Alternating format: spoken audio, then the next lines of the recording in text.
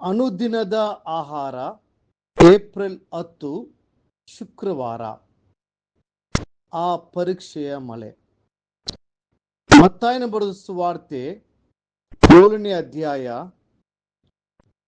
25ನೇ ವಚನ. ಆಮೇಲೆ ಕಟ್ಟಿದ ಮೇಲೆ ಮಳೆ ಸುರಿಯಿತು, ಅಲ್ಲಗಳು ಬಂದವು, 4 ಕಡೆಯಿಂದ ಗಾಳಿ ಬೀಸಿ ಆ ಮನೆಗೆ ಬಡಿಯಿತು. ಆದಾಗ್ಯೂ ಅದರ ಅಸ್ಥಿವಾರವು ಬಂಡೆಯ ಮೇಲಿದ್ದುದರಿಂದ ಅದು ಬೀಳಲಿಲ್ಲ. ನಮ್ಮ ಕರ್ತನು ನಮ್ಮ ಮುಂದೆ 2 ಮನೆಗಳನ್ನು ಇಟ್ಟಿದ್ದಾನೆ. ಹೊರನೋಟಕ್ಕೆ ಅವು ಒಂದೇ ತರಹ ಕಾಣಿಸಬಹುದು. ಅವುಗಳು ಒಂದೇ ರೀತಿಯ ಬಾಗಿಲುಗಳು, ಕಿಟಕಿಗಳು ಮತ್ತು ಬಣ್ಣವನ್ನ ಹೊಂದಿರಬಹುದು.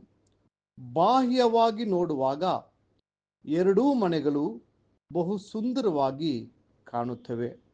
ಆದರೆ ಒಂದು ದಿನ ಮಳೆಯು ಆ ಮನೆಗಳನ್ನು ಪರೀಕ್ಷಿಸಿತು.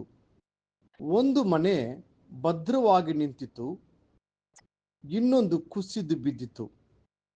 ಒಂದು ಮನೆ ಹಾಗೆ ನಿಲ್ಲಲು ಕಾರಣವೇನೆಂದರೆ ಅದರ ಅಡಿಪಾಯವು ಬಂಡೆ ಮೇಲೆ ಇತ್ತು. ಇನ್ನೊಂದು ಮನೆಯು ಬಿದ್ದು ನಾಶವಾಯಿತು, ಏಕೆಂದರೆ ಅದರ ಅಡಿಪಾಯವನ್ನ ಮರಳಿನ ಮೇಲೆ ಹಾಕಲಾಗಿತ್ತು.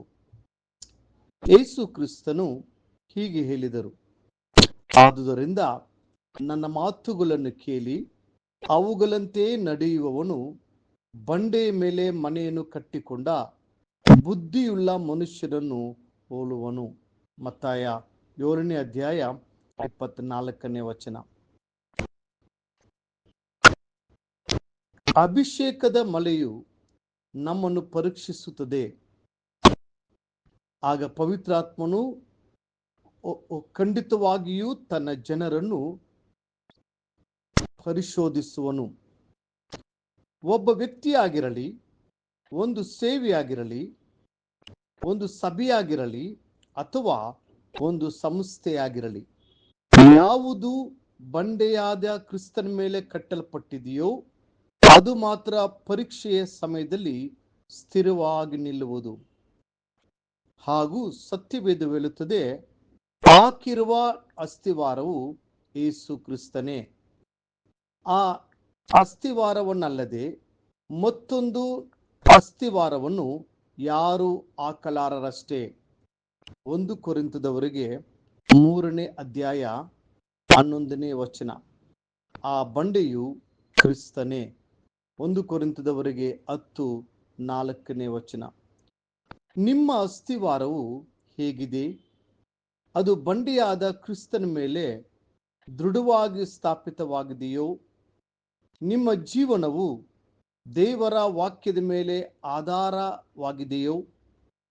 ನಿಮ್ಮ ದೈನಂದಿನ ಜೀವನವು ದೇವರ ವಾಕ್ಯಕ್ಕೆ ಅನುಗುಣವಾಗಿದೆಯೋ?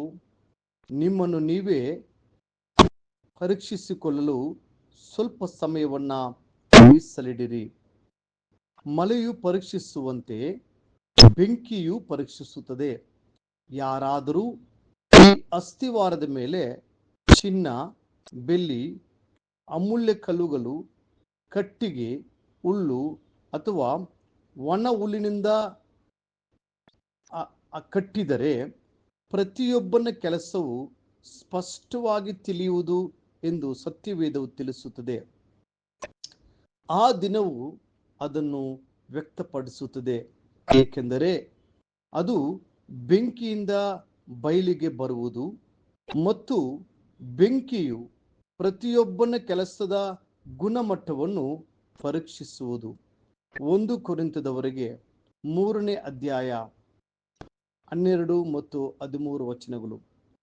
ಕೊನೆಯ ದಿನಗಳಲ್ಲಿ ಪ್ರತಿಯೊಬ್ಬ ದೇವ ಮಗುವನ್ನು ಪರೀಕ್ಷಿಸಲು ಮಳೆ ಮತ್ತು ಬೆಂಕಿ ಎರಡೂ ಸಿದ್ಧವಾಗಿರುತ್ತವೆ.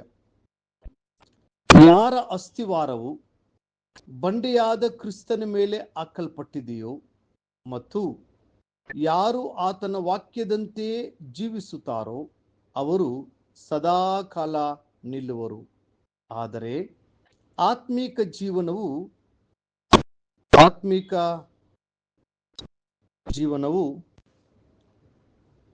ಸರಿಯಾದ ಅಸ್ತಿವಾರ ಮತ್ತು ಸಮರ್ಪಣೆಯೊಂದಿಗೆ ಕಟ್ಟಲ್ಪಡದಿದ್ದರೆ ಅದೇ ಮಳೆ ಮತ್ತು ಬೆಂಕಿಯ ತೀರ್ಪಿಗೆ ಗುರಿಯಾಗಬಹುದು. ಪ್ರಿಯ ದೇವಜನರೇ, ನೀವು ಈ ಪರೀಕ್ಷೆಗೆ ಸಿದ್ಧವಾಗಿದ್ದೀರಾ? ಮುಂದಿನ ಅಧ್ಯಯನಕ್ಕಾಗಿ ದೇವರ ವಾಕ್ಯ. ನೀನು ನನ್ನ ಹೃದಯವನ್ನು ಪರೀಕ್ಷಿಸಿದರು, ರಾತ್ರಿ ವೇಳೆ ವಿಚಾರಿಸಿದರು, ನನ್ನ ಪುಟಕ್ಕೆ ಹಾಕಿ ಶೋಧಿಸಿದರು, ಯಾವ ದುರಾಲೋಚನೆಯಾದರೂ ನನ್ನಲ್ಲಿ ದೊರೆಯುವುದಿಲ್ಲ, ನನ್ನ ಬಾಯಲ್ಲಿಯೂ ತಪ್ಪಿಲ್ಲ. ಕೀರ್ತನೆ 17:3. ಈ ದಿನ ಓದುವ ದೇವರ ವಾಕ್ಯ. ಮುಂಜಾನೆ 1 ಸಮುವೇಲನು 15 ಮತ್ತು 16 ಅಧ್ಯಾಯಗಳು. ಸಂಜೆ ಲೂಕನು ಬರೆದ ಸುವಾರ್ತೆ 10ನೇ ಅಧ್ಯಾಯ 25 ರಿಂದ 42 ವಚನಗಳು. ದೇವರು ನಿಮ್ಮನ್ನು ಆಶೀರ್ವದಿಸಲಿ.